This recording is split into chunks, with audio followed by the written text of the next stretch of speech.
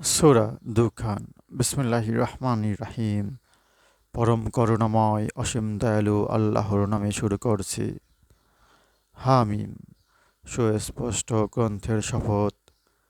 নিশ্চয়ই আমি কোরআন অবতীর্ণ করেছি এক কল্যাণময় রজনীতে। আমি তো সতর্ককারী। এ রজনীতে প্রত্যেক গুরুত্বপূর্ণ বিষয় স্থিরকৃত হয় আমার আদেশক্রমে। আমি তো রাসূল প্রেরণ করে থাকি। এ তোমার রবের অনুগ্রহ। তিনি তো সর্বশ্রোতা সর্বজ্ঞ। যদি তোমরা বিশ্বাসী হও, তোমরা জেনে রাখো, তিনি আকাশমণ্ডলী, পৃথিবী ও ওদের মধ্যবর্তী সমস্ত কিছুর মালিক। তিনি ব্যতীত কোনো উপাস্য নেই। তিনি জীবন দেন এবং মৃত্যু ঘটান। তিনি তোমাদের ও তোমাদের পূর্ববর্তীদেরও রব। বস্তুত ওরা সন্দেহ নিয়ে এ বিষয়ে হাসি ঠাট্টা করছে। তাই তুমি অপেক্ষা করো সেদিনের, যেদিন স্পষ্টই আকাশ হতে ধোঁয়া উঠবে এবং তা মানুষকে গ্রাস করবে। এ হবে মর্মন্তুদ শাস্তি। তখন তারা বলবে, হে আমাদের প্রভু, আমাদের আযাব মুক্ত করো, আমরা ঈমান আনব। ওদের শিক্ষা হবে কি করে? ওদের নিকট স্পষ্ট ব্যাখ্যাত এক রাসূল এসেছে। অতঃপর ওরা তাকে অমান্য করে বলে, সে তো শিক্ষাপ্রাপ্ত উন্মাদ। আমি কিছুকালের জন্য শাস্তি রহিত করলে তো তোমরা পূর্বাবস্থায় ফিরে যাবে। যেদিন আমি ওদের প্রবলভাবে ধৃত করব, সেদিন আমি শাস্তি দেবই। এদের পূর্বে আমি তো ফিরআউন কওমকে পরীক্ষা করেছিলাম এবং ওদের নিকট রাসূলও এসেছিল। আল্লাহর দাসদের সে বলতো, আমার নিকট প্রত্যাবর্তন করো।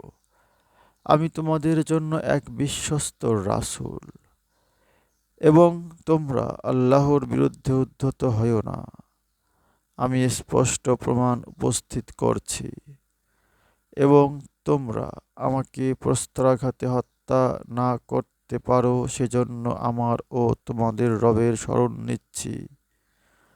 যদি তোমরা ঈমান না আনো, তবে আমার হতে দূরে থাকো।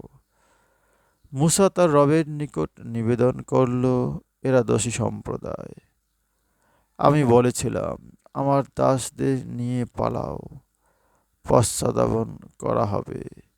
শান্ত সমুদ্রকে শান্ত থাকতে দাও, ওদের পূর্ণ বাহিনী নিমজ্জিত হবে। ওরা পশ্চাতে রেখে গিয়েছিল কত উদ্যান ও প্রস্রবণ, কত শস্যক্ষেত্র ও সুরম্য প্রাসাদ, কত বিলাস উপকরণ যা ওদের আনন্দ দিত। এরূপই ঘটেছিল এবং আমি এগুলির উত্তরাধিকারী করেছিলাম ভিন্ন গোত্রকে। আকাশ ও পৃথিবী কেউই ওদের জন্য অশ্রুপাত করেনি এবং অবকাশও দেয়া হয়নি। আমি তো উদ্ধার করেছিলাম বনী ইসরাইলকে ফিরআউনের লাঞ্ছনাদায়ক শাস্তি হতে। ফিরআউন ছিল বড়ই উদ্ধত সীমালঙ্ঘনকারী। আমি সজ্ঞানী ওদের বিশ্বে শ্রেষ্ঠত্ব দিয়েছিলাম এবং ওদের দিয়েছিলাম নিদর্শনাবলী, যাতে ছিল সুস্পষ্ট পরীক্ষা। অবশ্যই অবিশ্বাসীগণ বলেই থাকে, আমাদের প্রথম মৃত্যুই আমাদের একমাত্র মৃত্যু এবং আমরা আর পুনরুত্থিত হব না। অতএব তোমরা যদি সত্যবাদী হও, তবে আমাদের পূর্বপুরুষদের হাজির করো। শ্রেষ্ঠ কারা, ওরা না তুব্বা কাউম ও ওদের পূর্ববর্তীরা? আমি ওদের ধ্বংস করেছিলাম কারণ ওরা ছিল অপরাধী।